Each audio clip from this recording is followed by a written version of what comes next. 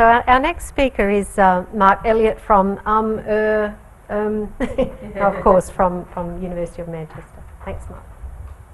Okay, so I'm going to do a bit of a thing which is connecting together quite a lot of different talks from today and yesterday. I've managed to arrange myself as a set of bookends, as I opened and closed. It wasn't originally going to be like that, but I've forgotten to put the microphone on. Yeah. And you spelled Newton wrong. And I spelled Newton wrong as well. I managed to do Isaac right, which I normally get wrong. Newton, yes, Nitwan. Yeah. Okay, and also, yeah, just also try and keep the spirits rising for all you people who've stayed around to the bitter end. I'm going to actually just take David's story about the banks getting in touch with it and trump it with the bank not getting in touch story. So I was in Italy at a conference, social network analysis conference, a real rave actually. I definitely recommend it. Quite crazy bunch of social networks people. So I was going to update. Meant to sort of update my dongle. That shows you how long ago this story is. It's at least 5 years ago. Increasing my allowance so I could carry on using it, and my credit card failed. So I rang the bank and said, my credit card's just failed, what's the problem? And they said, we just got this request through from Italy, you didn't tell us you were in Italy, so we stopped your card. I thought, okay, fair enough. So, so I then carried on, and next day I was on the internet. I decided I'd send my wife some flowers, so I looked into the local florist and attempted to use my credit card, and it failed. So I rang the bank and I said, my credit card's just failed again. Did you forget to turn it on? They said, no, you told us you were in Italy. And you just ordered something from a local florist. And I said, do you think? Have you heard of the internet? You know, it's just kind of bizarre. Now, this would be a slightly embarrassing story from the bank's point of view if, whilst this was happening, simultaneously, my credit card was being used by somebody who'd taken a swipe of it while I was passing through France on my way to Italy and buying copious amounts of train tickets. Completely, and I didn't discover this until I got home and got my credit card statement. There was this kind of long list of I said, could you possibly explain to me why you stopped me using my credit card to do bona fide whilst allowing somebody to buy tickets? And you knew I was in Italy because we'd had that conversation, and these people were in France. Don't know. So this is, I said, well, we have just updated our algorithms. And I said, yeah, well, the person that designed your algorithms, they really suck. They really suck. Anyway, so that was the point when I decided that using a supermarket as your bank was not a good idea. Anyway, so, okay, onwards. So disclosure, well, that was a disclosure, but this is a talk-relevant disclosure. So, I am what's known as a singletarian. Okay, and singletarians have a variety of different beliefs. They also come in many different varieties. The specific observation that I adhere to, which will be a theme in this talk, is that human beings are in the process of merging with their artifacts. And singletarian hypothesis, you can look it up, it's to do with the relationship between computers and humans and the historical process that's going on in respect of that. Okay, so there's a singularity. So there's word, big data, we've had it sort of a few times during the course of the 2 days. I personally dislike it intensely. It's not a particularly useful, it tends to distract people from the real notions. Now, we've all heard of the clear issues of what big data can and can't do and the potential issues for privacy. One of the key things for me is this notion of linkedness, that data is becoming much more a soup of interconnected stuff. And the other key aspect for me is the real-time aspect. Okay, so this is the notion that we are moving from data sets, static objects which we carry out analysis, to data streams. The other key point, I suppose, is the notion that data is becoming more visible. And a lot of the social, cultural, technical processes that have happened over the last 20 years are producing a whole mushrooming of openly available data. I can see the Open Data Institute people just kind of reaching for this button. Press here. No, you're not touching it. Get your hands away. So people talk about a deluge of data. This is the notion we're being swamped with data. And when you're faced with this situation, you can get completely stressed. You might even get angry. This is a really bad idea. We've got to face up to the situation that we're in. In the face of all this data, where is privacy? Or for that matter, what is it? And actually some deliberations today have kind of pushed my thinking on, listening to some of the speakers talking about various different facets of that. Just this notion of legal notions of data in which a living person is identifiable. Now, my contention, and I will run with this through the rest of the talk, is this kind of idea is really tied into this notion of static data. It's meaningful in a sense of data that you think of as somehow being over there, separate from a person, sitting there, and here they are, I can see them. And what we're talking about moving towards slowly, perhaps not so slowly, is a world where that is not a relevant way of thinking about data. So the legitimating of processing is obviously a notion which is to do with data movement.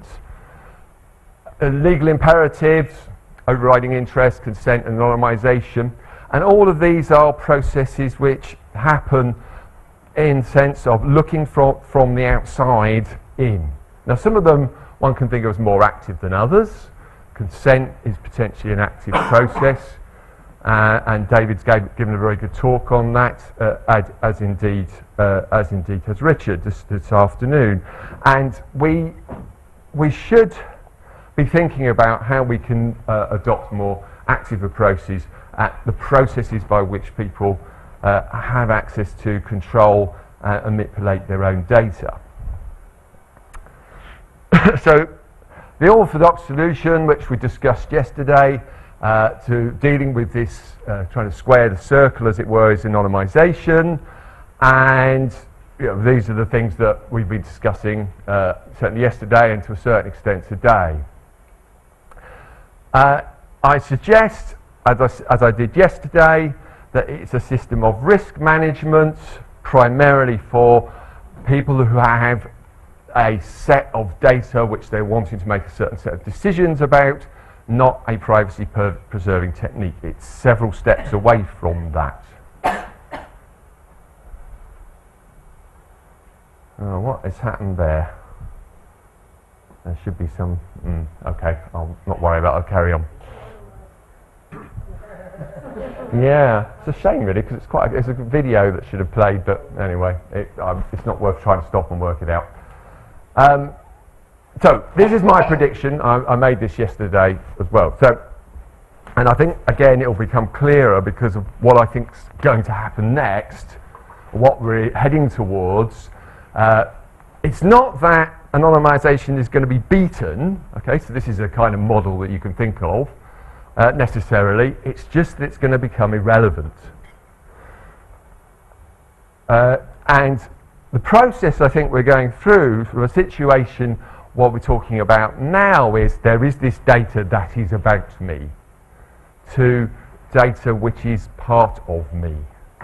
So in the sense that, using Kieran's analogy, which he's handily handed me from his first talk, at the moment our data is like our wooden leg, and it is slowly manifesting itself into something which is like our real leg. So, Internet of Things. Now this we recognise as an area where clearly large amounts of data are already being generated, and we're predicting a hyper-exponential growth in that. But what we don't often talk about is that some of those things are us. Okay, we are part of the Internet of Things.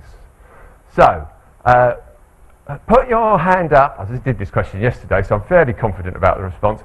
If you don't have a smartphone. 1, 2, 3, 4. We have 4. We had 3 yesterday and we've got 4 today. And there's a very quick transformation in society where we've gone from nobody having a smartphone to everybody having a smartphone. Put your hand up now if you think you would be willing and able to give up your smartphone, and in fact all electronic devices, for 24 hours. Also the ones that don't have a smartphone?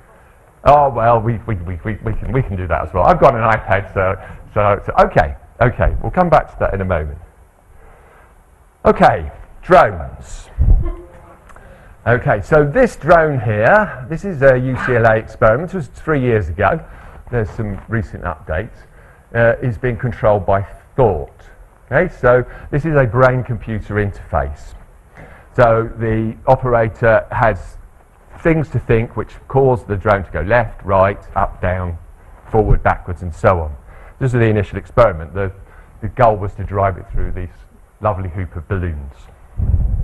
Now we have, this is the first, this was at University of Florida, I think, the first actual competitions, who can drive their drone the fastest with the power of thought.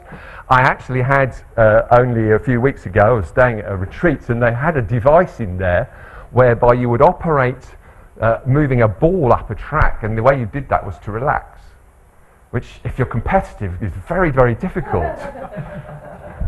But it's a very simple device. You just have electrodes on your head, they pick up on your EEG and so on. This one is brain-to-brain communication. So here we have the operator on the left is causing the operator on the right hand to move by power of thought. Okay, and that makes something happen on the screen. And these are obviously very primitive experiments, but we can guess the general trajectory these things are going in. So we're moving into a world where our relationships with our artifacts is becoming much more intimate. Okay, so there's another experiment carried out in UCLA. This is the thing I just asked you the question on. Most people say yes to this question, including all of these students. So the students were asked to give up their electronic devices for 24 hours, and they were paid to do it if they succeeded in not, I think it was $500, and the headline result was 50% of them didn't make it. 50% of them crawled back into and say, no, give me my phone back. Okay, this is the debriefing notes from the 50% that did make it. Okay, so these are the successful ones, and you can see the language. We've got, I am an addict here. I felt like a drug addict over here. I felt incomplete. So this is the language of addiction, of an intimate connection, of grief. Okay? And this is just an indication of how far we've already gone. Going back to the subject, so our social research policy and lexicon really needs overhauling. Not data, but data environment and data situations. And hopefully Elaine and I's talks yesterday will have outlined why, just in thinking about the now, that is really the way to go. Not data subjects, but information citizens. This very much ties in with the talks that David and Richard gave earlier on. Excuse me. Information citizens, not just because actually that's a more appropriate way to thinking about it, which it is, if we're actually developing an information society, that such a society would be populated by information citizens, but actually because it's just recognizing something that's becoming true, which is actually our digital selves are part of ourselves and therefore should be recognized in our notion of personhood and citizenship.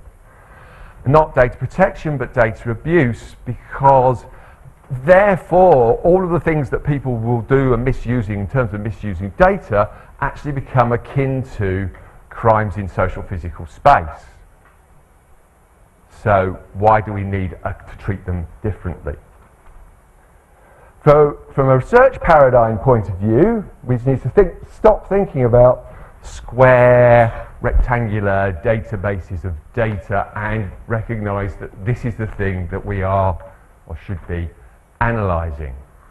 A big mishmash of multifaceted, multicoloured, multi-typed information. That implies radical interdisciplinarity, and one of the reasons why I was very keen to invite Lizzie earlier, it's a shame she can't be here for the debate afterwards, is that this really needs to be all-encompassing. This requires a very, very supreme effort which cuts across every perspective, and if we're really going to understand what's about to happen to us.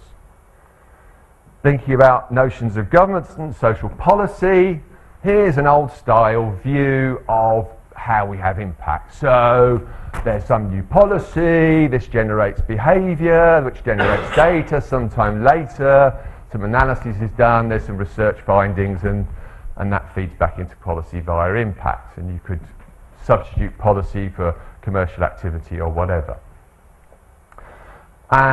What we might see soon is data and policy being linked together in a much more tightly bound notion.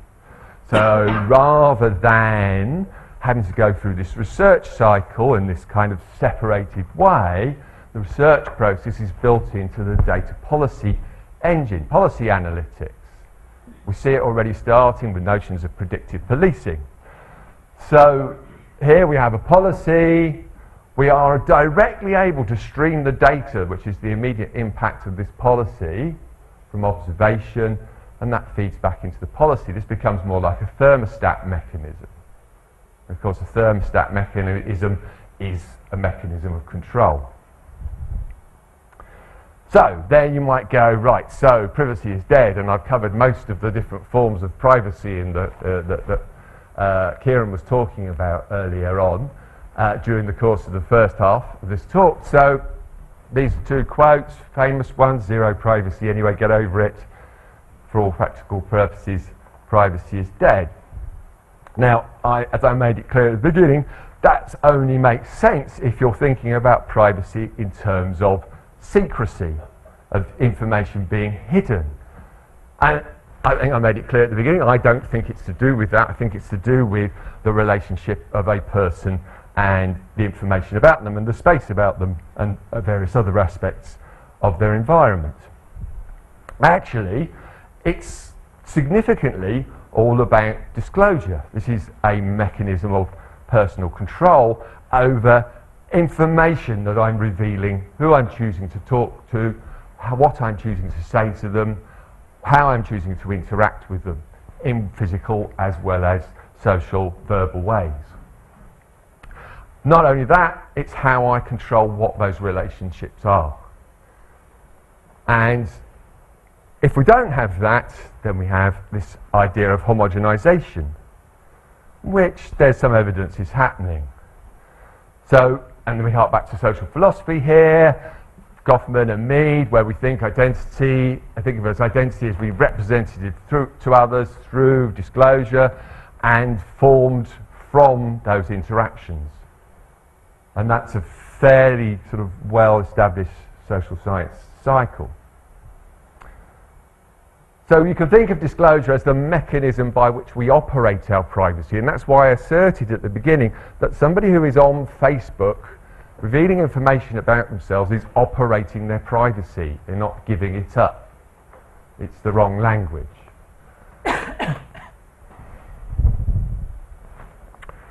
And I'll just skip through that because I'm aware that I'm getting close to running out of time. So another assertion is that thinking about the information society as a new structure is inherently mistaken. The information society has always existed. Informational relations are isomorphic with the social structures and processes that they exist in and represent. An information society presupposes information citizens, and we have just a simply underdeveloped idea of what that actually means. What sort of society and citizens do we want? What sort of privacy do we want? These are very tightly bound questions. Now, actually, this this is the first conference I've been at where this particular cluster of slides, which I've shown in a few different places, has been prefaced by previous speakers. But this is a partial solution to some of the issues that we have. So you might have a request for your personal data use. Well, here's your personal privacy avatar, which is actually an interaction between the systems that Richard and David were talking about. So this personal privacy avatar is your guardian of your personal data store. And it's aware of your privacy preferences, which you have stored in some form of very simple, easy to understand language, possibly even natural language, given the direction of travel. And this personal privacy avatar refers to that policy when making a decision about whether to share your information. Okay, so the personal load of this particular system at the moment at this occasion is very low. If the personal policy is not relevant to the particular request, then, and again I think we're already out of date here, we've got a text being sent to the person. You've just had a request for your data from XYZ. They've got this level of credentials. Their stated purpose is this. They're going to hold the data for these number of days. Do you want to say yes? I also suggest that a new legal paradigm is required, and we need to move away from this notion of data protection. The data doesn't need protecting. Data abuse is a better model, but we need to think very carefully about how this relationship has developed between us and our information and the artifacts that generate them. Dating increasingly how it is of us, not just about us. For the longer term, now we can choose to embrace as a society going forward the singletarian hypothesis, and the implication of that is, or certainly one strong possible implication of that is that we accept the fact that we're evolving into a hive species. Okay, homogenization and a reduction in individual level autonomy. So we're giving over our privacy, our autonomy to the larger collective, this larger socio-technical collective. Is this what we want? And so I think there is a need for a social science of data, a cultural debate, and I very much emphasise the discussions that we've been talking about today between various groups in society, academics, policymakers, those from all sectors and the wider public. These societal level re-education and discussion is actually really important. So, conclusion. New technologies over the next 10 years will produce ever-increasing types and quantities of data. New data change what we know about ourselves, but also change ourselves. We can't separate out anymore, even to the extent that that was even possible, our own individual identities from the information that is generated about us, by us and by others. Privacy, the key question is not whether we want to have it or not.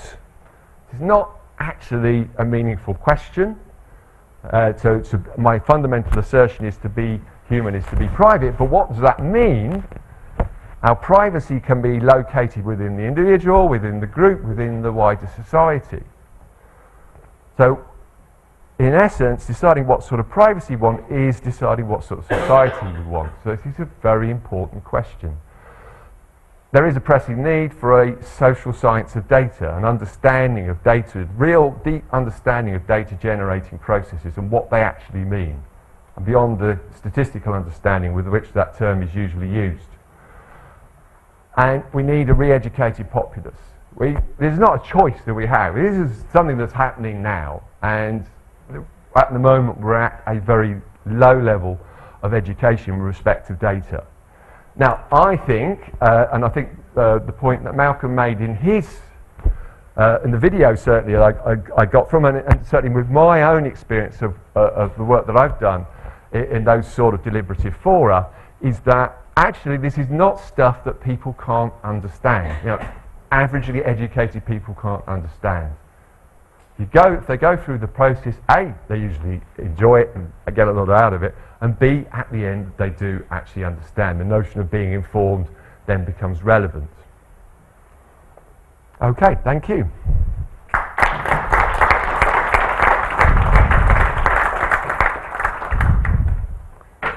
Any question for Mark? I've finished people up now.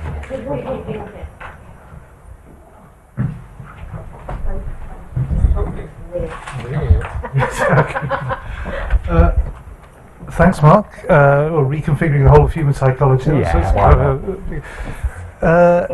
Just a comment, really, but it'd be nice to kind of get your response to it. You said information societies presuppose information citizens. Right? No, they don't. Societies don't presuppose citizens. A certain type of society has citizens.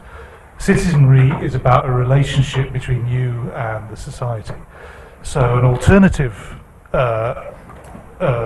type of person building up a society is that of a subject, right? And if you're a subject, you're not a citizen in that way. We could end, and there's a rather nice sort of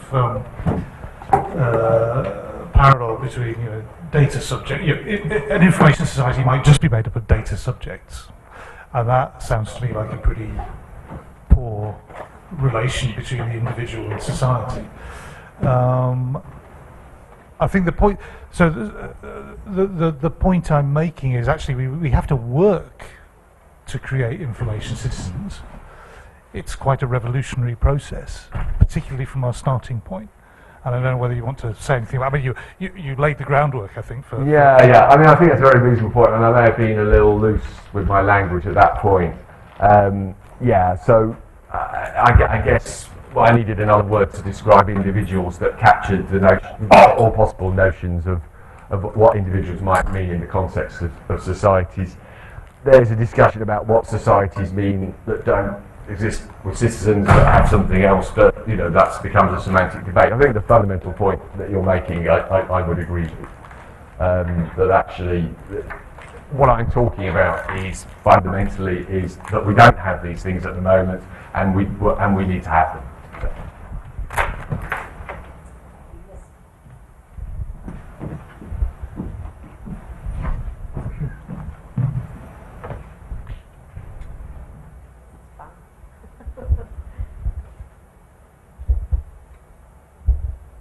Thanks. So you said we need to have a cultural debate about this to kind of move forward into the next epoch of privacy. Is this debate something you think is going to happen organically, or does it need to be driven somehow, and if so, by whom? Yeah, I mean, that's a very good question. And like all of social historical processes, we're talking about something that's going to be inherently messy. My own view is it's not happening at the moment, or certainly not happening at the pace at which it needs to happen. Some of the technology that we have available, of course, can be harnessed to facilitate it. It's not a complete solution, but it's certainly something which, the concept of a mass discussion is something that's actually conceivable now. It will need both. It will need individuals who accept this as a responsibility to go about their business, making sure that it happens, and there's a variety of different ways in which you could do that. But it also needs people who actually are in positions of power to be convinced that this is an important and the right thing to do. So all of the above. One more, Mark. So in terms of IoT, I'd argue at the moment we don't have that connected fabric that is in the future. What we have is not silos exactly, but spheres of IoT. But there's an autonomy that will develop, is already developing around certain aspects of that. And I'm intrigued to understand how we can have that debate when it's actually happening out with a debating forum, because actually what's happening at the edge, outside of all the control spheres, is not something we can understand. And largely that I view that as an engineering challenge. So the wider debate from a public point of view, I understand, and I do agree that we need that. But how do we influence a debate where that level of autonomy is already existing but is likely to be prevalent? Yeah, so this is about spheres of spheres of influence and spheres of control question, what is it appropriate for me to influence, what is it possible for me to influence as an individual. And partly this kind of connects up to the point that Lizzie made during the course of her talk, where they went off with a kind of very fixed idea about the methodology and then went, oh hang on, this isn't really going to work because we're not connecting up with people who actually have opted out to this whole mechanism and are having a conversation amongst themselves over here. We need to go and engage them on their own terms. So there is obviously a preface, and I don't think there's a solution. I can't say there's a generic solution to this, because it really does depend on what your role is in existing society as to what you're able to do next. So if you're in a position where you are in an influencing position around processes of this nature, then you exercise that influence in whatever way is appropriate. But there's not a solution to this, because this is a messy thing. And if we're talking about autonomous individuals, which amongst the fabric of what I'm saying we are, then that's inherently always going to be so. Well, and machines as well, but we haven't got to that point quite yet. It is out there, it's just Yeah. Okay. All right, so thanks very much, and I think we'll move now into the discussion. Into the debates.